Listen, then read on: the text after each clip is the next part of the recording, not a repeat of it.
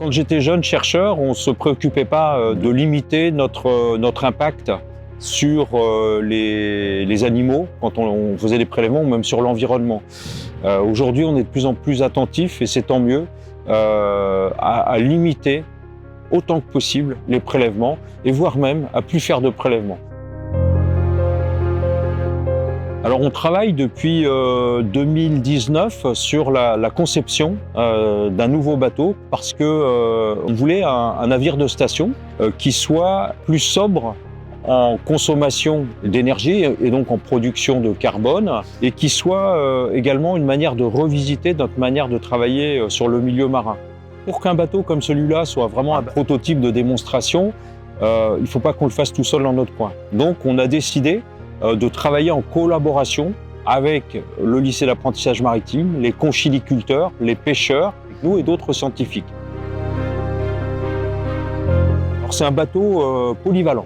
Donc il est pensé pour être tout à fait adapté au métier de la plongée sous-marine scientifique. Il va être pensé pour pouvoir déployer des engins de pêche en toute sécurité, comme des chaluts, ou bien des bennes qui nous permettent d'aller prélever le sédiment au fond et les organismes qui contiennent.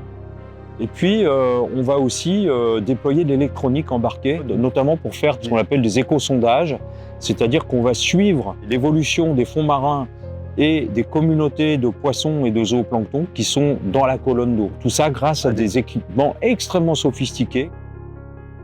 Il faut savoir qu'aujourd'hui, sur l'espace qu'on a derrière, eh bien, on ne connaît que la surface et ce qui émerge, et on a une cartographie des fonds marins qui est très imprécise pour le moment.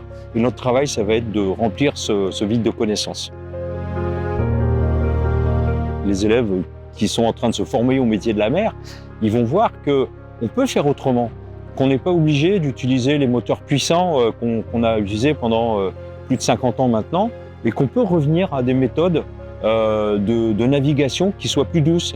Le prototype de voile qu'on est en train de développer va certainement inspirer les jeunes et leur faire penser qu'ils peuvent travailler autrement.